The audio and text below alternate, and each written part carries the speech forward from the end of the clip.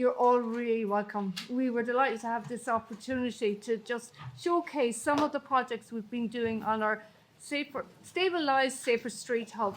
So this is an All-Ireland, it's funded by the HEA, and Dean, I don't think is in the room, but he's here from the HEA. We'll say hello to him when he comes in. So it's funded on the North-South program, research program initiative. So the idea is over 4 years, we get to do a lot of research on an all-Ireland basis. It's been really exciting. We're into our final year now, so we're delighted to showcase just a few projects, so just 5 projects, and then we'll have a panel. So the partnership is between REF, which is the Research Evidence into Policy Programs and Practice here in UL, Colin Walsh, who leads, he's the director of the, hopefully get this right, Youth Service Prevention. Yeah, some of those words, yeah. The Centre for I have it written down. The Centre for Youth Services Prevention, yay! And so when we were designing this, what we were going to do in our work programs, we really relied on both the youth justice strategies of both Ireland and Northern Ireland. And one of the key things in that was around the young person's voice and incorporating them, like the CRC says, in matters that are important to them. So a lot of our initial presentations, Alistair will talk about how we're trying to do, working with Feroga to do that systematically and routinely. Then Kelly will talk about her work, where she includes young people throughout the research program, so also in analysing and interpreting the data. Then Adiola is going to talk about how she's using VR to increase the ecological fidelity of measures. Then we're going to go on to Amanda, who's joining us online. Unfortunately, couldn't be here. She's from Queen's as well. And she's going to talk about how she's using technology to try to intervene to reduce youth violence. And then we hand over, so the whole project is kind of a top-down, bottom-up. We're very much informed by policy. Colin and I have a seat at the twice annual group of senior youth justice officials across both North and South. So we tell them what we're doing. We listen for ideas and do research then on policy priorities. And then, so I've talked initially about how we're capturing the voice from the bottom up. That's how we're making sure that everything we do is policy relevant. And also then really important, CES, so the Centre for Effective Services, are our third partner. And they work with researchers, community-based organisations, statutory agencies and policymakers to build evidence, you know, and to ensure that it's implementable. So anyway, Melanie and Alison are going to talk about some of they do. Now we're on a very tight schedule. It's only going to be kind of a quick run through everything. So we'll start with Alistair. Thank you, Catherine. There we are. Okay, so yeah, hi, I'm Alistair Nightingale, and I'm working on this project in collaboration with Catherine Norton and Megan Ryan. So yeah, RISE, recognising individual strengths and experiences. The idea of this project is to develop and validate a self-report measure for justice-involved young people to assess their changing needs, so which in turn can inform the support services that they need, they require. And so one main aim of this is that the measure will be meaningful and accessible for young people and can be completed within under 10 minutes on their own digital device. And hopefully the measure will be rolled out across youth diversion projects across Ireland eventually. So in part, this project is driven by the United Nations Convention of Rights for the Children, and that is the right for the child to be heard in decisions affecting them. And that also aligns with Ireland's National Action Plan for Children. So why is this important? Why is the self-report measure important for justice involved young people? Is to give them voice primarily. At present, within youth diversion projects, their assessment is carried out by practitioners using the YLS, the Youth Level of Service psychometric measure. And the idea here is not to replace the YLS, but it's to complement it. So we get the practitioner's assessment of the young people, and also we get their own input to a measure.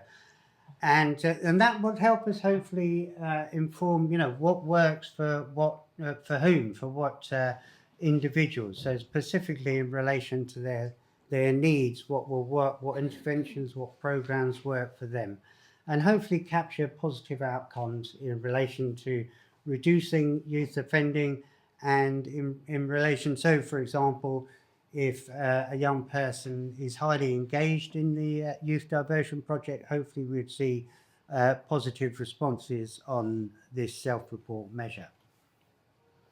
So it's been developed over the last couple of years, and Megan Ryan ran a very comprehensive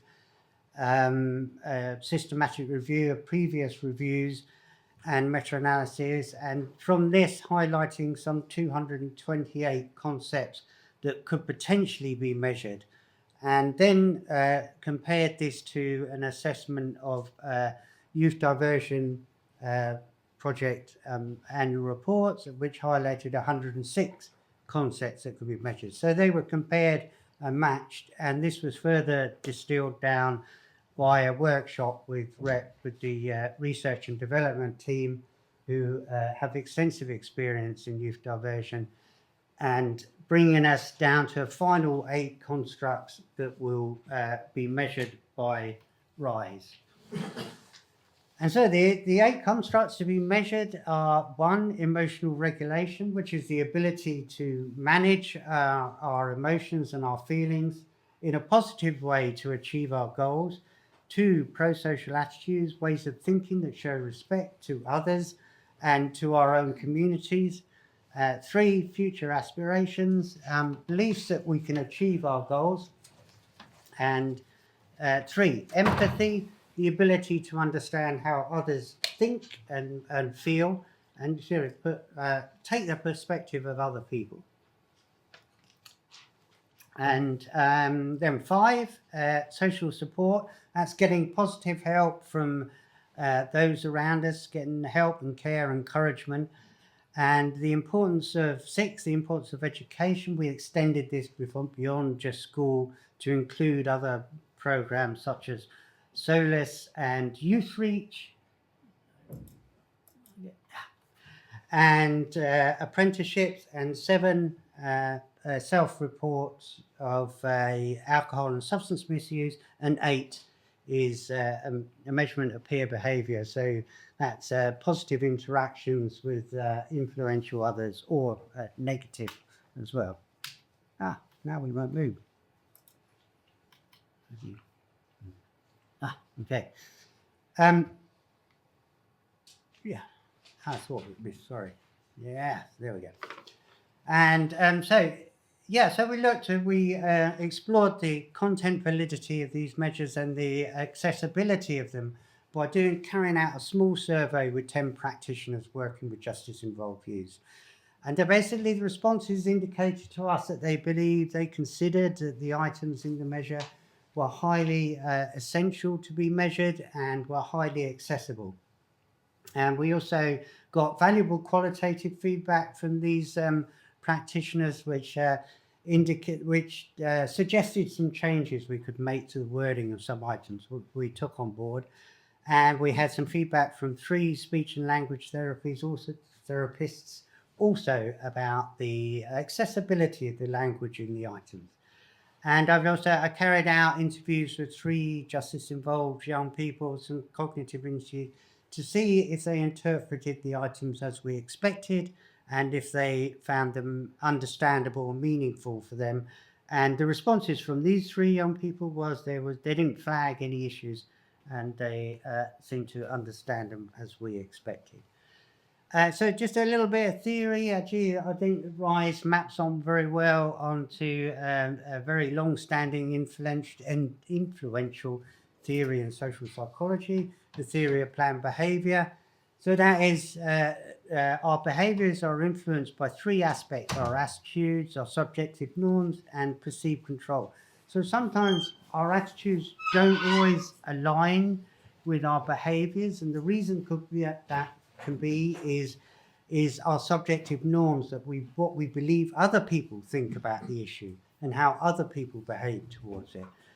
And also, so our attitudes might not also align with our behaviours due to perceived control, that we don't feel like we could influence the issue, and maybe we don't feel like we have the tools or the agency to change our behaviour. So as I say, the measures here within RISE, they map on well to this theory.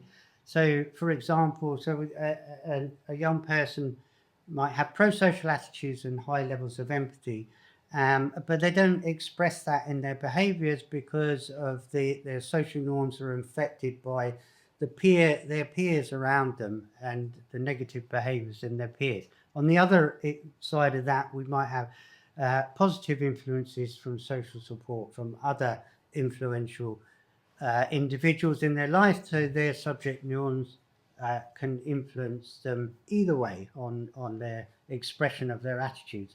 And again, with perceived control, importance of education, future aspirations and emotion regulation map onto perceived control. And you can see it with future aspirations, for example, if they see that there is a positive outcome for them, they might express positive attitudes which influence their behaviour.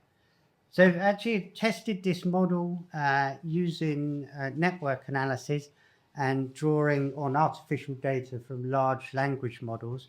And we can see that the items here, they cluster in five clusters, which are in the different colours. And these map onto attitudes, perceived control and subjective norms. And importantly, we saw some items which were unstable, so they sort of straddled 2 clusters. So we could remove a couple of items based on that, and also we saw some items that are redundant because they're measuring the same thing potentially. So we could remove them and then reduce the load on the participants who had taken the survey. And so where are we now? In collaboration with Feroiga, they've rolled out the RISE measure, and we've across 5 pilot studies, 5 pilot youth diversion projects rather in Ireland, and we've 56 responses back from them, and we'd also be able to get some qualitative feedback from the staff on their experience of implementing the measure. But with the qualitative data now, I can retest this model again, and by using confirmatory factor analysis, I can have a look to see if there are any items that are showing redundancy, or they're unstable, they're loading on to another factor that we didn't expect. And we can also look at the relationship between the RISE, the self-report measure, and the YLS. And then also, as we collect more data over time, we can look at the reliability of the measure over time, and also hopefully we can assess that it's actually measuring at the expected changes we'd see. So if a young person engages with youth diversion, then hopefully we would see a positive change in the RISE measure going forward. And thank you very much for listening.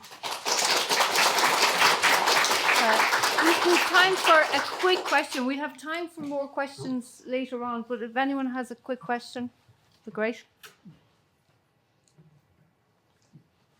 No? So we'll move on to Kelly, who's doing her PhD based in Queen's. Thank you. How do I move it forward? Okay. Hi everyone, thank you for having me today and coming to listen. My name is Kelly Raisey. I'm a final year PhD student at Queen's. I literally submitted my draft on Sunday there, so but my my PhD examines youth detention in Ireland, specifically children and young people in Oberstown, the children's detention campus. And I looked at using Oberstown as a measure of last resort and what that meant to the young people that were in Oberstown. So as part of this, I was also interested in how I could get the young people in Oberstown involved in the research itself. So I wanted it to be meaningful for them, so not just another person coming in, doing research and then leaving. I wanted to get them involved as much as I could. So what I'm going to talk to you about today is part of the research I used. The thing I'm going to focus on is, because my research breaks up into different parts, but I'm going to focus on the analysis side of it, where I used a method called participatory theme elicitation, which is PTE. So analysis is where we find meaning in our findings and our conclusion. That's why we produce all these things. However, in youth justice research, this is typically done by adult researchers. It's not something that has been evidential with involving young people in the analysis, especially in youth justice, and especially if they're actually in detention. So this creates a risk that young people's perspectives are filtered through an adult lens and adult interpretations, which can reinforce kind of existing power and it's the tokenism. So at the same time, I use participatory approaches in terms of when I first started out, went to Oberstown, I held a focus group and these young people then, I talked to them about last resort and how could we get that across in interview questions, one-to-one interview questions. So the young people there designed the interview questions for the overall one-to-one interviews. So they designed the questions, I went away, rewrote them, went back, they checked them, I went away, rewrote them properly again because it wasn't how they said it. So, and then when we finally agreed on the research questions, I did the one-to-one interviews and then focused on where it gets me to today, which is PTE. So it started with, I did 19 interviews with young people in Oberstown, which doesn't seem a lot, but at the time I was doing my research, there was 48 children in custody in detention. So it was almost half of the population. And there's certain children that couldn't be involved due to the nature of their offence. So I like to think I did quite well getting 19. There was 5 that followed through all the way through. So 5 from the focus group, 5, those same 5 did the interviews, and 4 of those at the end took part in a fact-checking exercise. So again, the retention, because of how quickly children's youth custody turns around, it was quite good to retain some of the same young people throughout. I used 2 trained peer researchers. Again, I only had 2 because a couple let me down on the initial day. And rather than cancelling it, because it took a long time to get to that point, we just rolled with it and carried on. So they were 2 young people who had youth justice experience. And the reason I went with outside people to do the peer researchers was an ethics thing. One, because Oberstown is quite small, I couldn't get those young people to analyse their own data because they talked about their journeys into custody. They couldn't really look at what they said because they would work out who said what. It's that small. So I went with 2 young people in the north, so from Belfast, and they were already trained they'd done a peer researcher course. So they came with a bit of knowledge of research. And then we started with PTE. So it's a method by a man called Paul Best, who's also from Queen's. And it's quite an easy, I don't say it's easy method, but it's easy to teach someone to do it.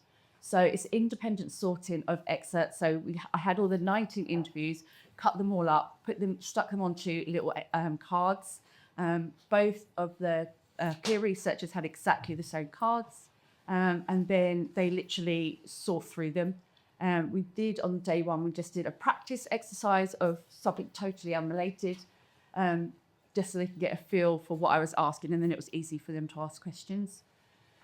So they did the independent sorting of the excerpts, and then from that we kind of come back together, and then they try and see what they're saying. So put them in piles in terms of, okay, that one talked about education, this pile talked about their family, this pile talked about the gas, and then because they do this separately, so there's no discussion on, oh, where did you put this one? They didn't have any of that. Then we came back together, and once they've sorted their cards, I put all these onto a spreadsheet and I can tell who did what. So I can see a pattern already of, okay, they both think this about the same thing.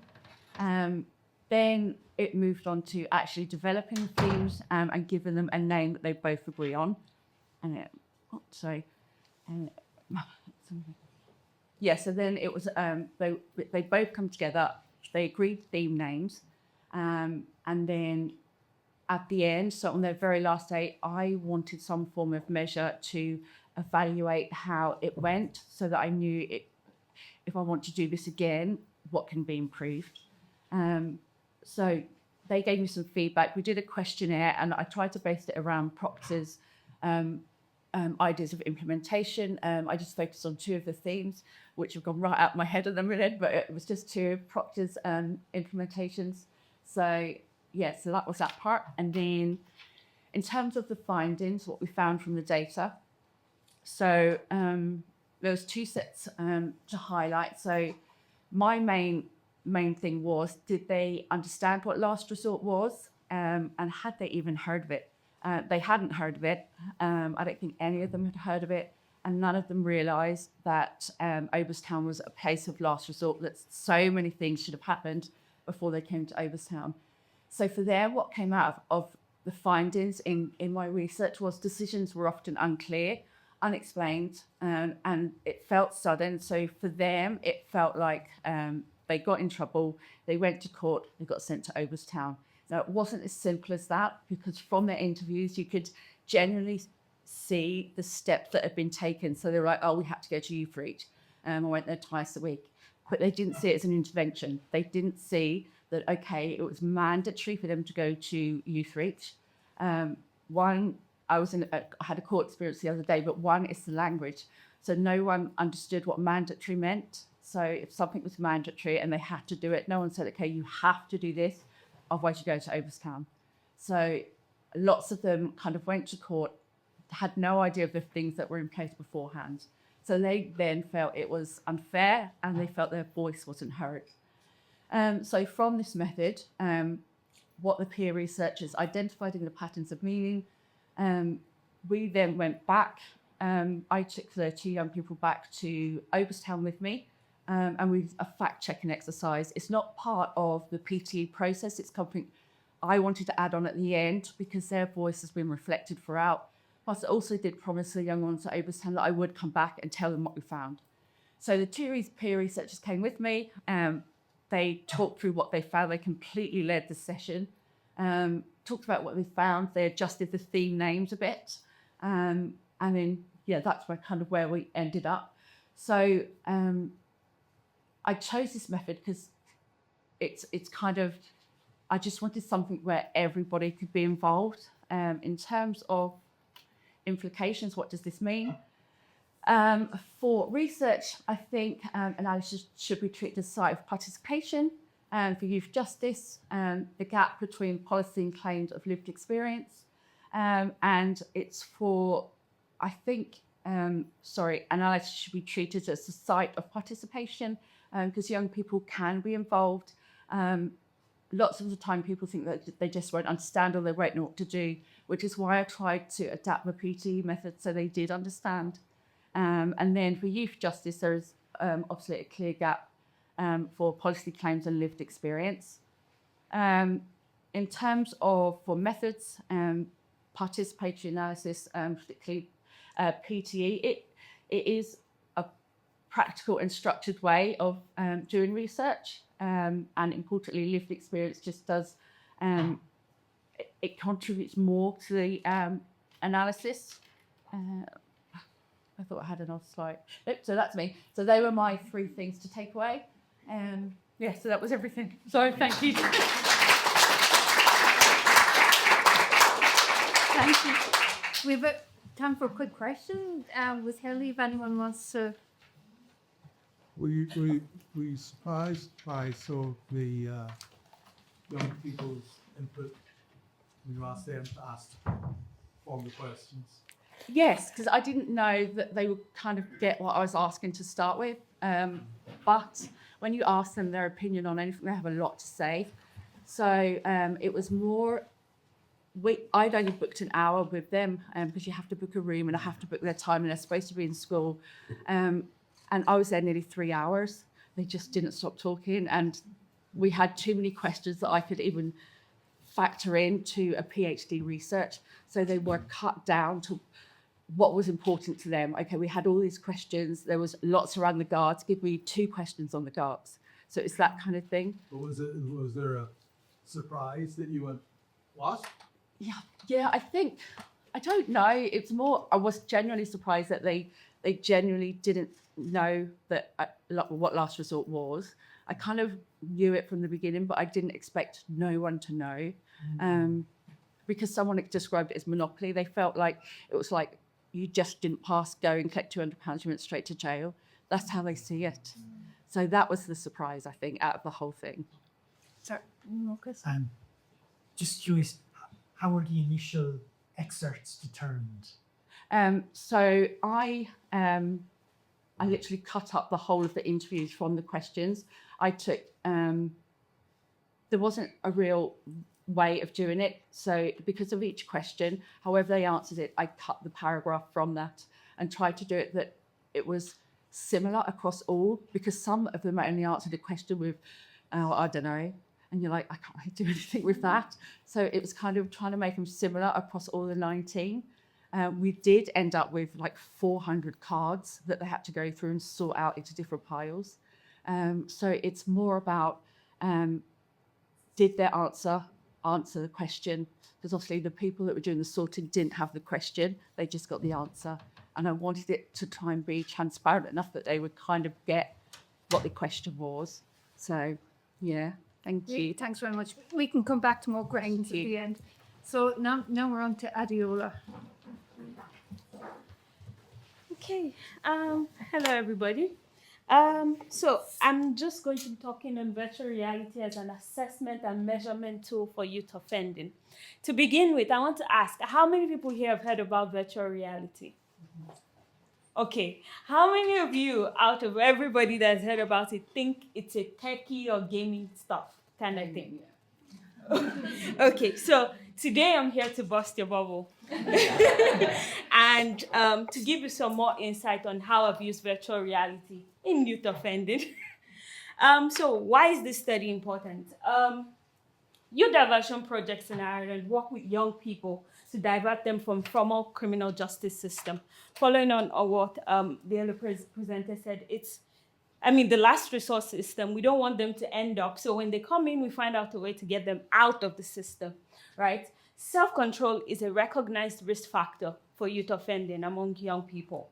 And traditional methods, typically we have self-reports, we have interviews, we have focus. Those methods are great. We're not trying to say they're not good, but they remove the person from the immediacy of the reality of that behavior. So if I wanted to measure self-control and I asked you from a bunch of questions, what is self-control, right? It isn't in the moment. You might say, I would do this, but then when it happens to you in real time, you make a different decision. So that's basically what ecological validity means in plain terms. So traditional methods lack the ability to put the in-person, the real-time portion of this measurement. So with VR, VR takes you from one reality into another reality. So what I'm trying to do is to use this tool to put people in the moment as we try to figure out how much of a tendency or a risk they have to committing crimes. So I'm taking self-control as a variable, and I want to know, what is this young person's tendency to be able to control themselves in the presence of different factors or situations? So that's what I'm trying to do with virtual reality. And how did I do this? How did I get to this point? So started off with systematic scoping review on how exactly has virtual reality been used already in measuring different types of risk factors, risk seeking, empathy, different factors. So I did a bunch of studies, and we ended up with 33 studies that were already using not just virtual reality, but different types of technology. And took learnings from them. How did they do? What did they do right? What did they say work? What didn't work? And then that sort of formed the basis of the working plan for how I was going to achieve this big dream. And then from then on, we needed to understand, okay, we're measuring self-control, but how do you take self-control as a very, it could be anything. How do you take it from the big thing that it is and put it into virtual reality? So what we did then was we had focus group discussions with young people outside of the youth diversion projects, young people within the youth diversion project, youth justice workers, and then we asked them, what does self-control look like to you as a person? In your everyday life, what situations, what experiences require you to use self-control? And then we took this story, and working together with Forga and youth justice workers, we asked them, okay, so what key parts of this should be included in the concept and all of that? So what we ended up with was the ideal story of a VR story that could capture self-control in the real life of a young person in Ireland. And for now, the game script is called A Day in Dublin. It could change. It's very generic. But essentially, what we came to was a walkthrough of the everyday life of a young person from morning till evening. They wake up in the morning, their parents are on them, say, oh, are you getting ready to go to school or not? Then they go to school, or within a vocational system, if they're not within the formal school system, we say choices they make. Their friends say, oh, let's go drink beer by the river instead of going to class, or slipping out of class, or things like that. So we had those scenarios and situations. They end up, for those that are involved with the youth diversion projects, we have a scene where they're within the center, and then they're working with youth justice workers. They get questions, things they can do. They get a test. A friend has, oh, I have the answers. Do you want to copy my work or not? So what we found majorly was that, yes, self-control has, according to, because I was using the Godfreyson and Hershey's theory, general theory of crime, but then we found that I couldn't do everything with a virtual reality game, not with the budget I had. But then we took from the conversations with the young people, and the key concepts that came under were impulsivity, risk-seeking, and self-centeredness. But then one unique thing that we found was that this always happens in the presence of peer influence. So even though peer influence is not a sub-factor of self-control, it is a context that is very important for self-control. So we built this story to have a lot of influence from friends, influence from youth justice workers, positive and negative influences that could motivate or have an impact on the choices they eventually make. And then what does the person get at the end? There's a self-report, hopefully. There's a personalized report that you get after playing the game or feeling the story and all of that. And that can be used together with a youth justice worker, not just for self-awareness, but also as a guided tool to, okay, when you came into us, this was where your self-control was. But right now, 2 months later, you play the game, you get a report, this is where you're at. So it could be used as a guided tool. I set out to make it a measurement instrument, but the potential of it has gotten a bit bigger. So right now we're at the game development phase. And the hope is that when the game is ready, it's just a prototype. It's not going to be fancy. It's not going to be, but something that works, just to see, will this VR game that measures self-control work as well as a traditional measure of self-control? And we'll be testing that with young people, working closely with Forga, and testing, because they have VR equipment and things already that they work with. So that's the goal. That's how we did it, and where I'm at. I've already done this. What we found from the scoping review, we found that we could integrate VR to transform diversion efforts by providing real-time feedback on self-control as a risk factor of youth offending. We also found that immersive virtual reality offers a revolutionary potential to enable dynamic assessment. So it gives us so much potential. It has worked. It's not just an ideal. There are studies that have already tried it and it has worked. And then from the game script, we developed a choice-driven self-control story that depicts scenarios and dilemmas across key domains. One other key thing that also came out of this was the VR Enhanced Self-Control Assessment Framework. It's a theoretical framework that proposes the benefits of the components of virtual reality and how you can combine that to measure risk factors. We started out with self-control, but using this template, using it as a guideline, okay, you look at virtual reality, what can virtual reality do?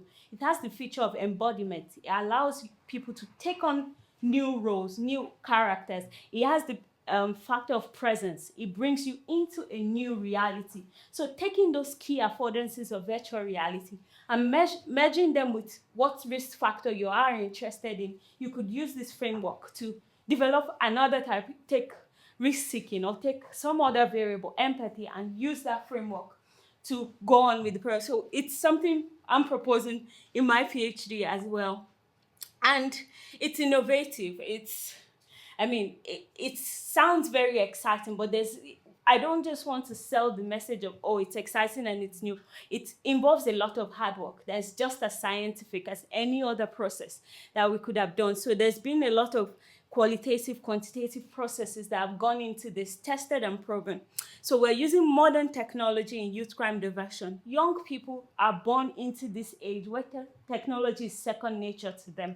So it's like moving into that trend, moving into what they're comfortable with and what they know, and going along and evolving with it.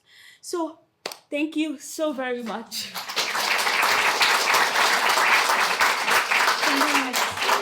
So, does anyone have any questions for Adeola? It's very exciting, and she's recommended is she has built this prototype on a shoestring. Begging people to do work. Sorry, did you find different children were better at play? Like some children play games all the time, and some don't at all. It's also virtual reality, so you can kill somebody and it doesn't matter. Okay, so I'll answer the second question first before the first question. So all of what we've done is being guided by the ethics of the application of the technology. So currently, virtual reality is only accessible to 13-year-olds and older, and we're going to strictly follow those guidelines. So we're trying to be as ethical as possible. Also, in the story context, another reason why we chose that specific story is because it's within the context of their everyday life. We didn't take them we're not going to take them outside of their everyday life. So to make it as realistic as possible. And in terms of level of gaming, we haven't tested yet because the game is still being developed. But when we do that, it will be a factor that we consider. Thank you so much. I would just have to say that Feroga have been fantastic partners. They have a virtual hub, and this project fitted right into their strategic aim to increase the use of technology with young people. And young people were involved in the audio recording of the Yes. as well. Yeah. Thank you. Great. Okay. So our next presentation is online, and let's hope I can. It's not here. You look at. It was here, wasn't it? Okay. Right. Can anybody?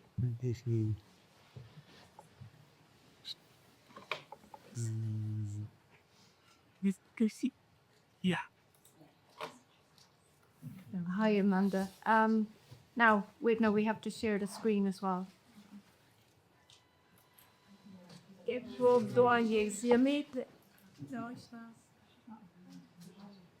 Right.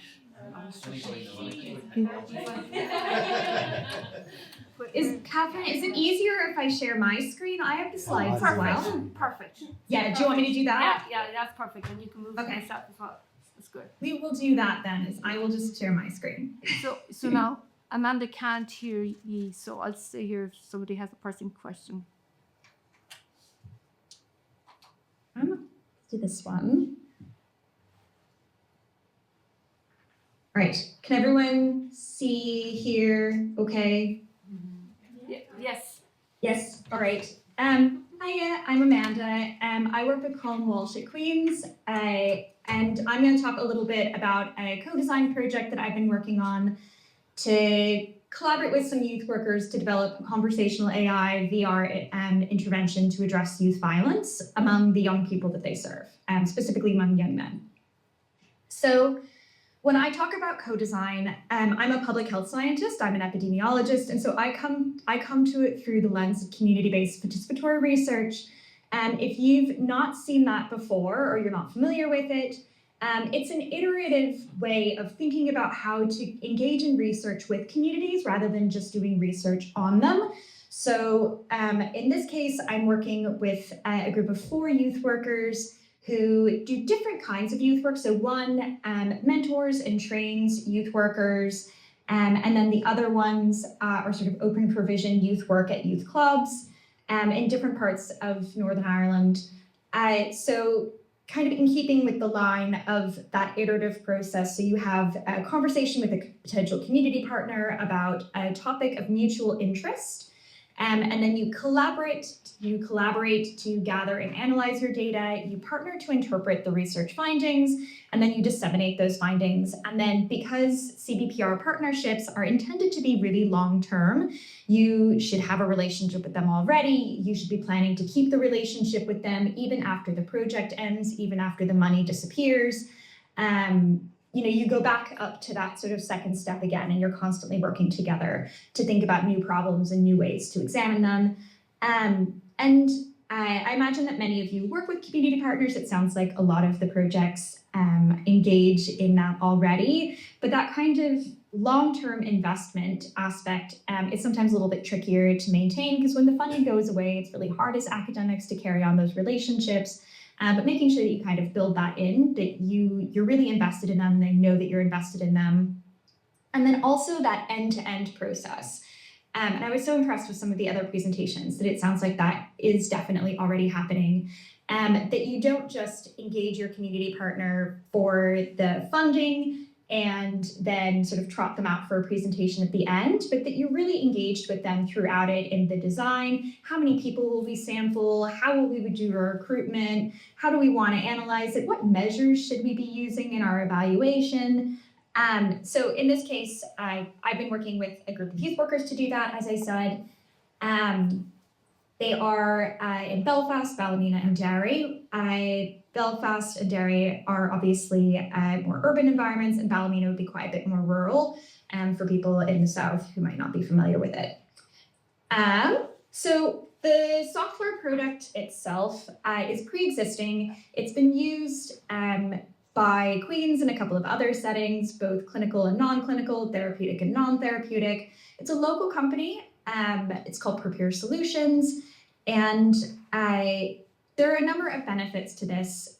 They're really close, and so when I have a question or I need to sort of talk through an idea, Chris, who is our contact there, is always available. He was able to come down for one of our co-design sessions, which was great.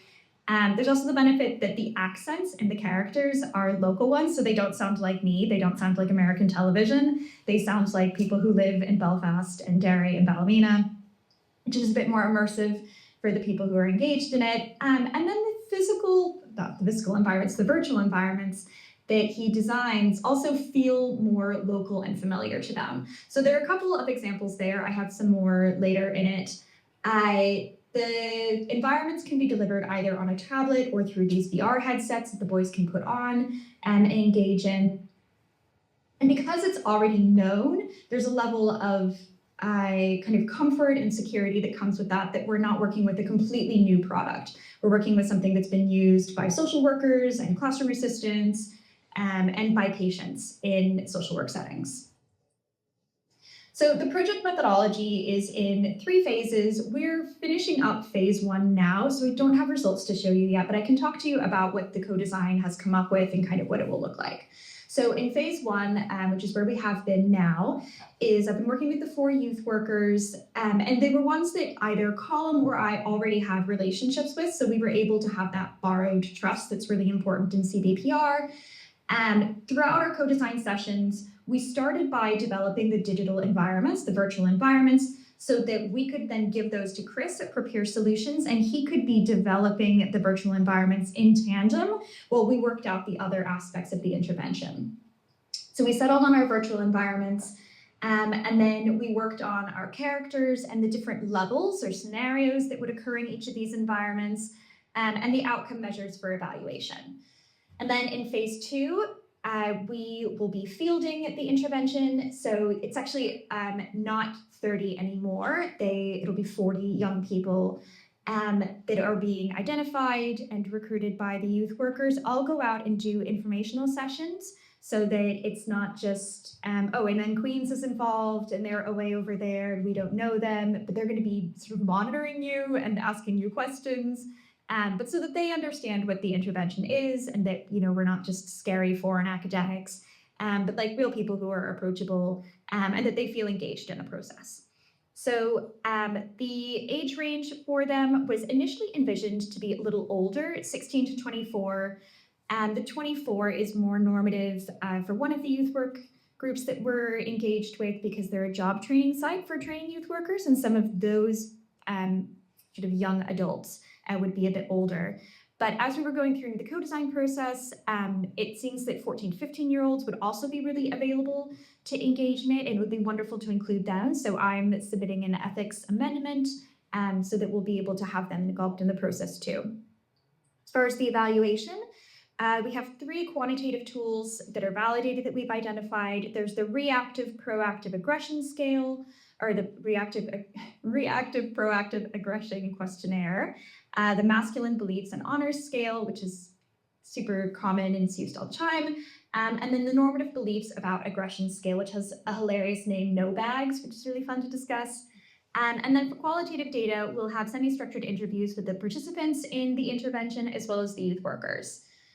In phase 3, we'll analyze the data from the co-design process and the intervention delivery, and we'll do some respondent validation to check our interpretation of the findings, and then write them up for publication. If you, like I, are a more visual person, this is sort of a flow chart of what it looks like, and I have marked in red the phase where we are now and a timeline underneath there. So what did we come up with in the co-design sessions? So for our virtual environments, we settled on 3 different environments, which was our plan from the beginning. There is a football arena, an interface area, and a snooker hall. There was originally the plan to use this pre-designed environment that already existed with Prepare Solutions that is like a pub scene, but we had some concerns about the message that it would send for us to be encouraging people who were not of legal drinking age or were barely of legal drinking age to be engaged in this sort of bar scene. But snooker halls are very similar visually, so it was an easy change for Chris to make to switch that over. The interface area is not done yet, but we're quite proud that they are really intrigued. The youth workers took images of interfaces in their own communities, and we've sent those over to Chris so that he can try to create an interface that's virtual that will feel familiar to them without being recognizably one specific place. So we'll see what happens with that. And then the football stadium is one based in North Belfast that's near my house, which makes it feel a little more local and familiar than some sort of larger environment like Anfield or one of the other Premiership pitches.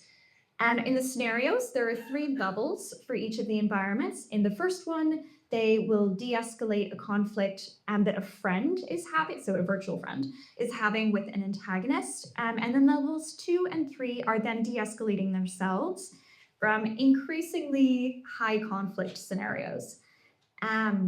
We also had the idea that emerged through the co-design process that because the virtual headsets we're able to project onto a screen for others to see what's happening in the environment, that the young man who is experiencing the intervention when it's his turn, his sort of cohort mates can be watching it and then provide feedback to him. So we haven't worked out exactly what that will look like yet, but the youth workers were particularly excited about that and felt that it would be a way to make sure that the people who are participating, so the young person who's participating in the intervention in that moment, takes it a bit more seriously, because sometimes boys can sometimes mess about, as you're probably aware, and then it will also allow them this kind of mastery and feedback loop with their friends to help each other through it. So as an example for the football match, we were envisioning that the participant and his friend are attending and they're seated and watching the match, and the antagonist is really quick. When I was testing the intervention, even times when I was trying to think about what to say back to him, and I would say like, or like, these kind of linguistic markers in English that you're pausing, his quickness to come back to me, to be like, why are you even saying this? Like, don't talk to me if you don't know what to say. Like, I felt quite stressed out, even though like I'm not an actual participant in the intervention. So hopefully, that responds well for them. And we had a bit of a debate during the co-design process about whether they should be playing football or be a spectator. But we thought it would be more helpful for them to have that separation between kind of the normal trash talking that happens when you're playing a sport. Sorry, Amanda, can I ask you to finish up because? Oh my gosh, We're gonna yes, get- sorry, I've got just one more slide here. Thanks very much. So, yes, no, sorry, I tend to be quite long-winded. So current state, we're finishing the co-design process and engaging in recruitment. And we're really hoping this provides not just information to the youth workers about whether this is a suitable type of intervention and whether it would be well received by the young people, but also an idea of, how do we kind of work with young men to think about how the consequences of their actions can play out and how you can make different choices in high-stress environments. So that's it. Brilliant, thank you so much. Has anyone got a question for Amanda? Quick question. Okay, we'll move on. Thanks a million, Amanda. We'll move on to Melanie, and I'm just going to make you smile here.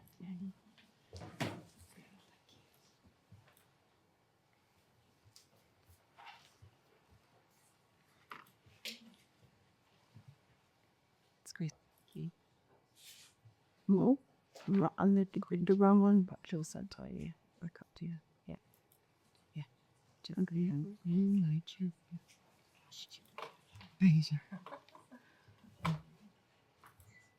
Oops. Okay, there we go. Okay, good afternoon, everybody. I'm Alison Montgomery, and I'm here with my colleague Melanie Stone from the Centre for Effective Services from our office in Belfast. So we are the third of the three partners involved with the Stable Life, Safer Streets research. So Melanie and I are going to speak to you very briefly about the findings from our part of the project. So the aim of our work is to understand what supports successful implementation of government policy and what implementation-ready social policy, including youth justice policy, looks like.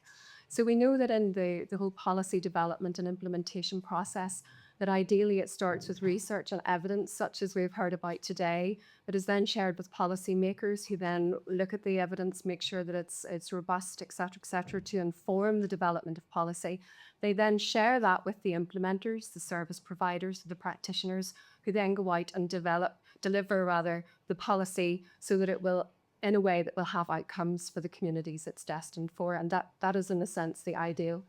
So we are working in collaboration with policymakers, North and South, to look at developing a resource which will support them to produce government policy that is informed by what we know, by that evidence we've heard about today and other evidence, and to look at the enablers and the barriers to successful implementation. So the work that we've been doing is right across the spectrum of social policy, but obviously includes youth justice policy as well.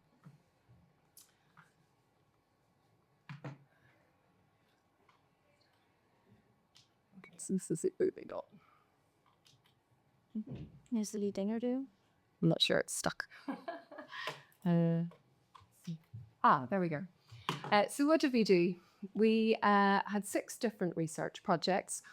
These were undertaken in a number of different ways. Some involved focus groups and interviews, and sessions where we sense-checked our findings, presented our analysis back for confirmation.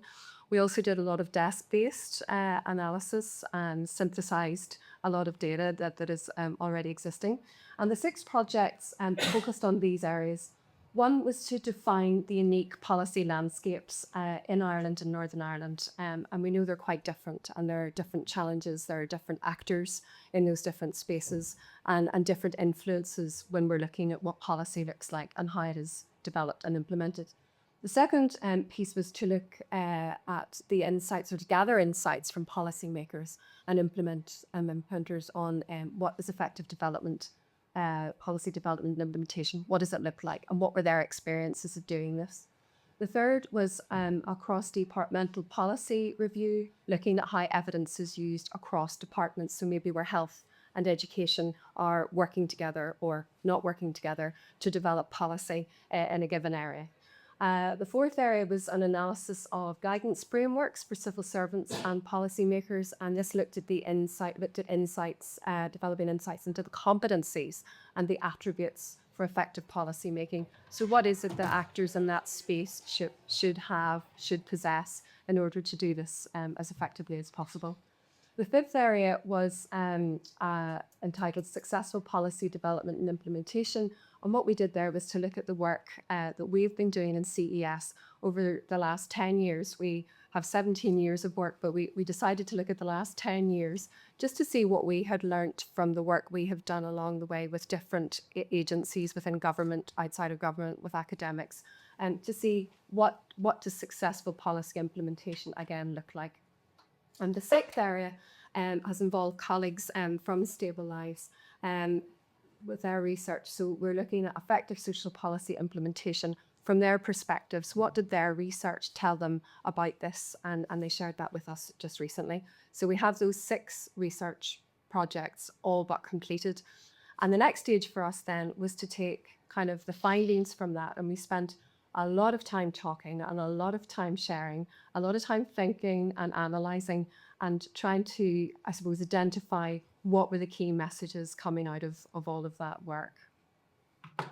So Melanie and I are going to just present very briefly a synthesis of the findings, and we're just going to focus on 1 or 2 of these key findings today, because we don't have time to go through them all. So the first one is around evidence.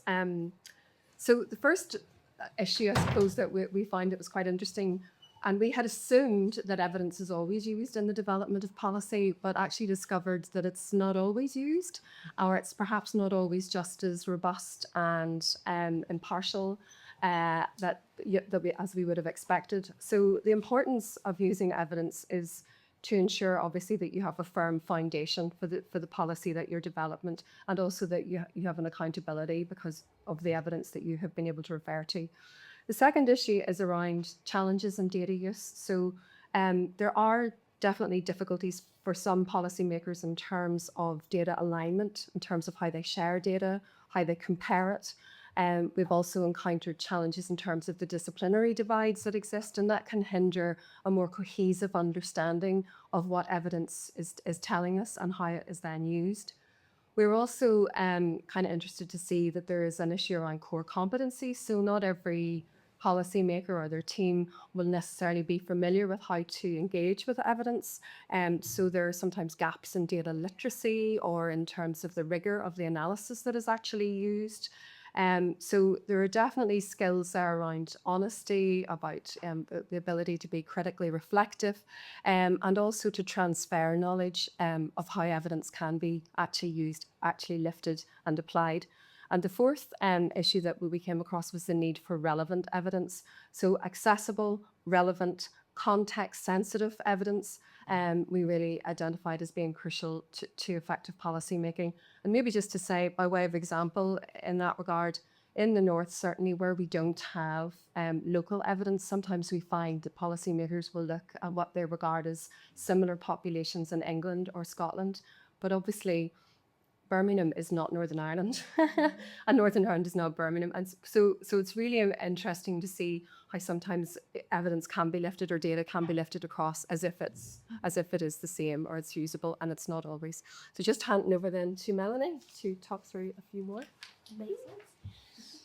So the second area that I'm going to talk about is co-production, but we just wanted to say a little bit about the role of policy actors before we go. And policy actors being any individual that's involved in the policy design process. So we recognised that there were a number of skills, areas of expertise and attributes that policy actors required in order to be able to deliver the policy. And really the conclusion of that was that no one individual is going to have all of these areas of skills and expertise. And so the idea that at the beginning of the process, we need to think about who needs to be in the policy development team and think of that as a team effort, almost like an implementation team rather than thinking about individuals. So I'm not going to go through the rest of those because time is against us. So I'm just going to move on to co-production. And there was quite a lot of talk with policymakers and through the literature around this sort of transition phase whenever the policy design, it's designed, it's delivered, it's launched, and then the policy implementing agencies have to pick it up, make sense of it, and then produce the outcomes from it. And the conclusion really being that the greater the level of co-production from the beginning, co-design and collaboration with those who are going to be either affected by the policy or charged with implementing the policy, the less complex that transition phase would be. So 4 key areas came out whenever we were looking at co-production. First one, active stakeholder involvement. So that was co-production requires honest and meaningful stakeholder engagement, not tokenism, and throughout the policy development process. So from the beginning and consistently taking people with you from the beginning to the end so that as the policy develops, you still are getting that input. Timely engagement, so early involvement of implementers enhances transparency, trust, feasibility in the policy consultation and design. We looked at inclusive and continuous, a conclusive and a continuous process. As I said, that then builds legitimacy for the policy at the end, builds ownership as you're going through the process. So people are not being landed with it, they're already invested. Then so better policy relevance and usability. And then in terms of impact, just good co-production practice can mitigate some of those complexities that we refer to about that transition phase between launch and implementation. So I just have one more slide, which is the what next slide. So we need to answer some fundamental questions. So what? So we've got a lot of data, and we need to work out what the focus of the output is going to be. We need to work out who cares about this stuff. So what area of all of these findings are policy makers most likely to engage with and be interested in? And then what kind of a resource is going to be useful? Like we went through so many resources. There are a lot of them out there, but that doesn't mean to say that they're being used. So what is actually going to be the thing that's going to get policymakers to engage with any kind of a resource? And then now what? And the now what is going back to our policymakers and our implementers and talking to them about what we have found and starting to test some of these ideas and towards a resource. So thank you very much for listening.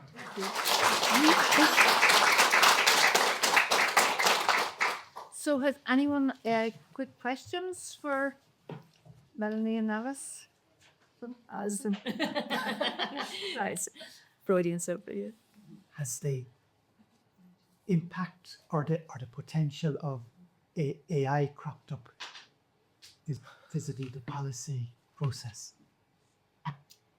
I don't think anybody in our interviews talked about AI in terms of being part of the policy process or using AI as part of policy development. We haven't actually come across that. No, perhaps in relation to evidence, that would be kind of one place that's cropped up. And I think way back in a few of the discussions we had is just about back to the point I made at the start about where evidence comes from and how it's used. How do you know it's robust? How do you know it's current? How do you know it's relevant?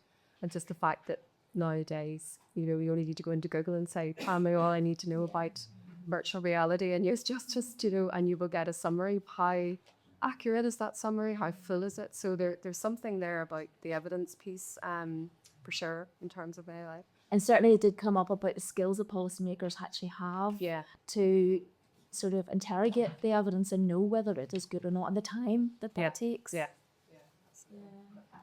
that's big.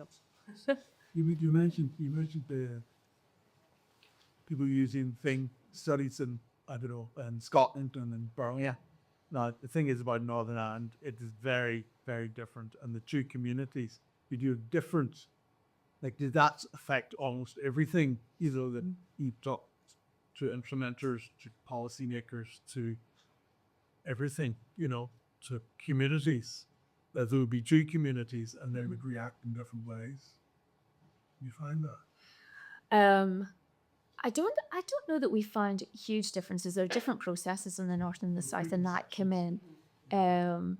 But one of the pieces that the final piece of this puzzle is a contextual piece, so that we are confident that when we go out with a resource, that policymakers can see that resource in their own context. Given that we're working in two separate jurisdictions, that's where. So I suppose it's we're just about to find out. You know, like, I know, separate schools, segregation, that mustn't be a very big thing. Well, it'll depend on the issue, I suppose. And for example, if it's the implementation of policy and it has place-based impact, you know, certain communities may experience it differently to others. So I guess when you're talking about the implementation piece there, it's about the sensitivities of a local community or local, you know, cultural or religious or whatever, you know, the characteristics are of an area. So there would be issues like that. And certainly, yes, it's an issue through a lot of our educational issues as well. But I think what we're really looking at is what is good policy look like regardless of, and how is it implemented regardless of where that is. But obviously cultural sensitivity is something that you would consider as part of it. And if I could just add, I think our hope is, I work with Alison and Melanie, our hope is that evidence can be a reconciler. Yes. You know, in you know, in the context of the North and in other cases as well. We can be a reconciler and help break down contention around policy making. So. And also the extent to which policy has to be a fixed action plan or a series of guiding principles and goals, and then the implementation of it then is different, what it looks like. So the degree of fidelity was not agreed upon whenever we were interviewing people. So Thank you so much. So now, in the next section, we're going to have a panel with all our partners. So can I ask Colin to come up from Queen's? Sean Redmond is coming from UL. Nigella is coming from CS, and Bernie is coming from Harvard.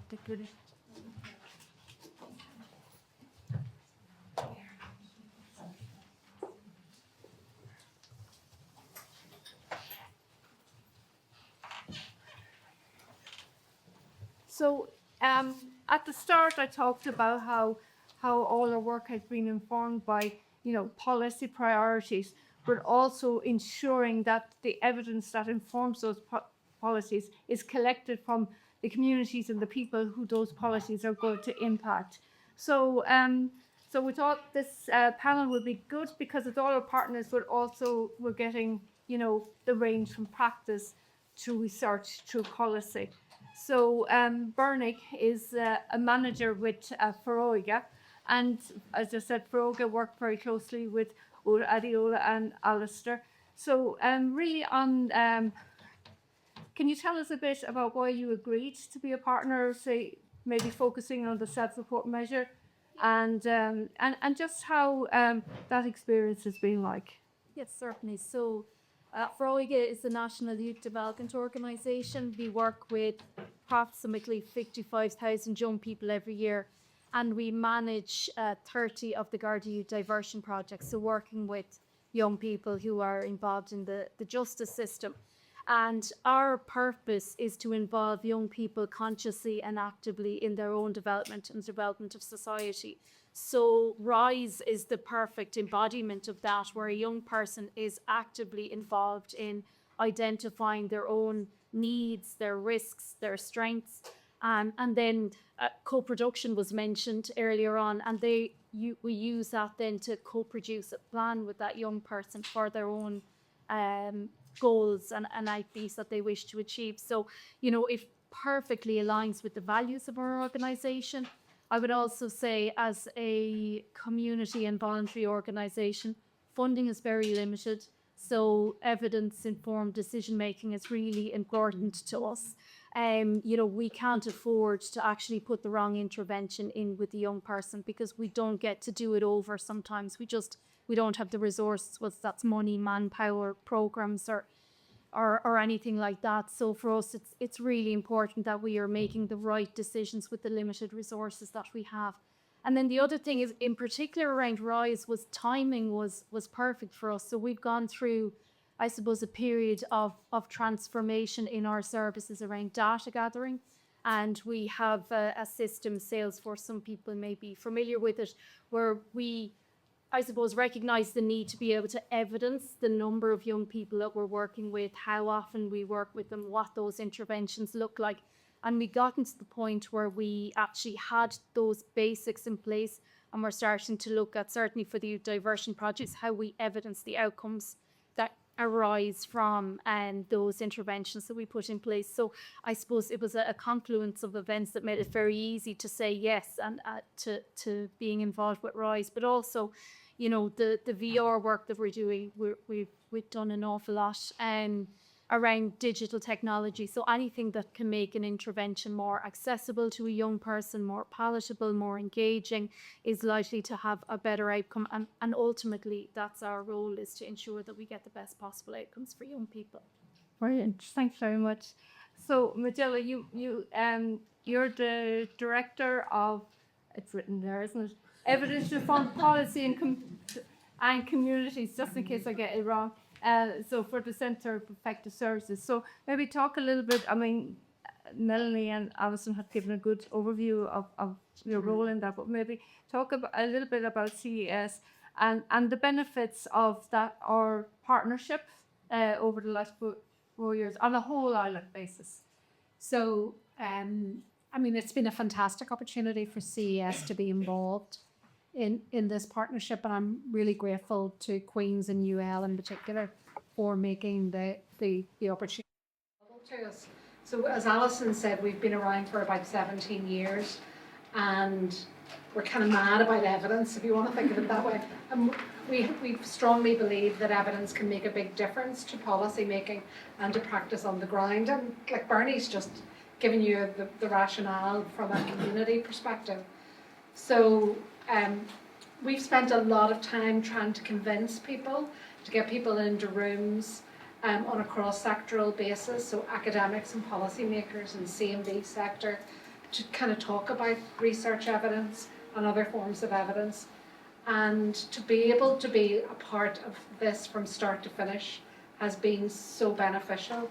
Research Week is about research impact, and I think, you know, this partnership has really impacted the impact of the evidence, pun intended. So we delivered implementation training under one work package, which we haven't talked about today, but that I think has enabled and equipped the researchers to think about how their research can have greater impact on the ground. And then this piece of work that we've been able to take forward has been a fabulous opportunity for us to really think about how policy can be better implemented. So it's about having that sort of impact that Bernie mentioned. But we've also been able to bring things to the table. I mean, we just have a tacit all-island knowledge now. You know, between the three of us, we have over 3 decades of experience in CES, and we operate very much on an all-island basis. So that kind of tacit knowledge, I think, is really helpful. And it's just been a fantastic opportunity, so I'm delighted. Yeah, I mean, CS have been a great addition to our whole proposal at the start in that in ensuring that whole all island basis and in that what we do is going to be implementable. Yeah. So we talked about your practice and go on now to the policy. So Colm is the co-lead on this study, but also director of, I'm going to say evidence-based youth services. Evidence-based youth services. And so you work in the space between policy, research and practice in Northern Ireland. And Sean, you're as senior civil servant who's seconded from the Department of Justice, and really work in the space as well of translating evidence into policy and practice. So I just wanted maybe if you could talk a little bit about your experience in conducting, bringing that from the different jurisdictions to doing it on an all-island basis, and maybe the challenges or things that facilitated that. Me, do you want? Yeah, call them off you go. Well, I guess actually there's a word that Majella had said there around impact, and I think that there's something really important in that for me. We talk about policy relevance and consistently particularly over the last 4 years, we've talked about our work, our research being very policy relevant, which of course it is, but the more that I think the project has developed, the more I'm kind of wondering, is that really the distinctive bit of what we're actually doing? It is policy relevant, but what makes it distinctive is I think that we have been enabled to have actually impact as well, impact on policy and impact on practice. If it was just policy relevance alone, I think I would have other colleagues who would be saying, hold on, we are policy relevant, we're in the area of education, of social policy, I'm from criminology, so I think that there is something a wee bit more. Taken by Melanie's point as well, like there's resources there are people producing things. It's how do we translate that into something that's actionable, that I think has enabled us on an all-island basis to make a distinctive contribution. Earlier this morning our group had media training, which I think was very useful, and one of the recommendations was have 3 kind of key points. So while I was thinking on this, I've got 3 key points, and just by chance they all begin with A. So one of them could have began with F, but 3 A's is better than 2 A's and an F. So like I guess what I was thinking on, what is the bit that connects the policy relevance priorities to the impact? And I think for us, what we've been able to do on an all-island basis is there's something about our approach. Our approach isn't that we are just academics or researchers doing our distinctive pieces and projects. We're actually walking alongside policymakers and practitioners and communities. We are part of the process. We're not separate from it. We're not adding to it. We're part of what they've been doing, and I think this hub has enabled us to do it. We wouldn't have been able to do that at the scale or at the level or across the island without the support of HEA to do this. So I think that's been a distinct contribution. I think there's another element, A, as well, which has been our application. Hopefully you've got a feel for the projects that we have thought to be important, and some of this is testing and let's see if it's useful, and some of it's very useful and some of it's not as useful as we think. That's part of it. We've been gifted with an opportunity to test it and have the space to do that though, which has been really useful. But our application isn't based on what we prefer. We're not a team of researchers who prefer one particular method. We actually prefer to use the method that best answers research questions, and those research questions vary and they differ from project to project, which is why you get a feel for a whole range of different types of projects with totally different designs. The third A, which could have been an F, is agility, which we could have replaced that with flexibility, which also might work. But our agility, I think this has been important. Like, things take time, policy takes time, policy frameworks are also set in, multi-year context, 5-10 years, but also policy priorities change and emerge, and in the last 12 months we've had issues emerge, which is real world stuff around civil unrest, riots, hate crime, questions and concerns around immigration, We've seen masculinity, which Amanda was talking a bit about, come to the fore. The advantage that the hub has had is to not just understand those issues on an all-island basis, which of course they are very relevant across the island, all of those things, but being able to manoeuvre resources and apply resources at the time policymakers actually need them. Quite often policymakers need to make decisions quickly, 18 months, 24 months down the line, to have answers to questions, complex questions, isn't timely. What we've been able to do is been able to respond much more quickly. So I think really what we have been able to do on an all-island basis isn't just invest in single projects. I actually see this on reflection as building an ecosystem. This is part of the protective ecosystem that we're building that connects academia, policy and practice together. Yeah, great. Vote for me. It's not a competition. I'm going to try and think of something with MAGA in it.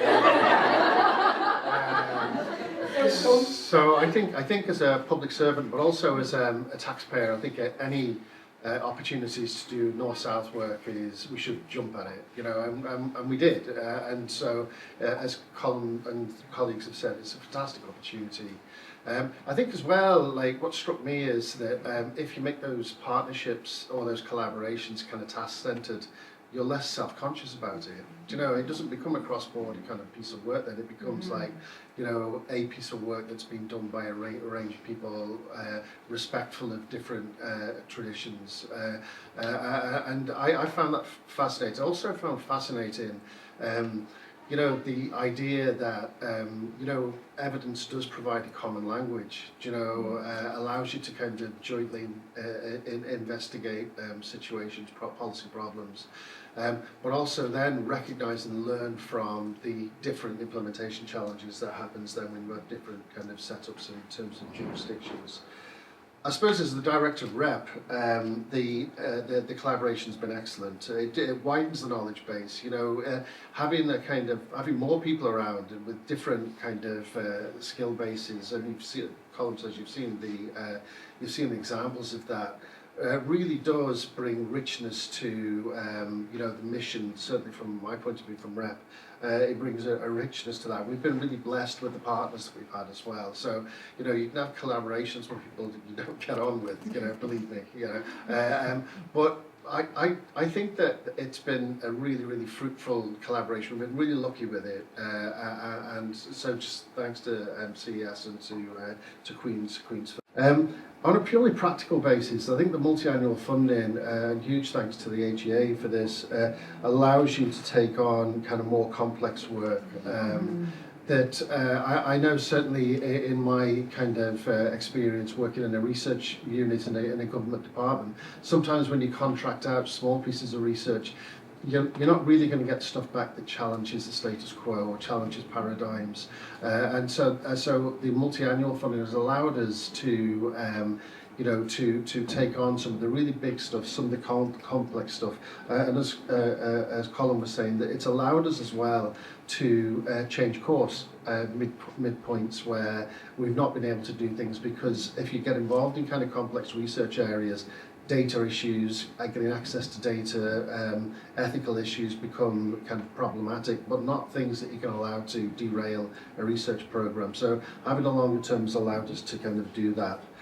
So I just want to say thanks to the HEA for that. It's been a really, really interesting experiment, and it is a really interesting experiment. I've always believed right from the start that youth crime is a kind of a small enough policy area, but also a big enough policy area to actually try having a concentrated effect of lots of research projects at it. If we do want to kind of change the way that we work from being kind of conventional custom and practice to actually genuinely be to be kind of led by evidence. And you know, there is that kind of maxim, isn't there? Like, you're very unlikely to get the right research project by having a silver bullet. But if you have silver buckshot, you've got more chance of actually pushing things and pushing the envelope and asking much deeper kind of questions. So So I think that there's nothing actually in the relationship as director rep that that I've kind of regretted. I think it's been a fantastic partnership, and just for kind of the funder and the HEA to say thank you for that. We have a kind of a lot invested in sunk relationships now. For anybody who does institutional economics, it means then that it's a much more efficient transactions that we can take because we trust each other. So if there was the option of another 3 or 5 year funding. You probably reap the benefits of that. Absolutely.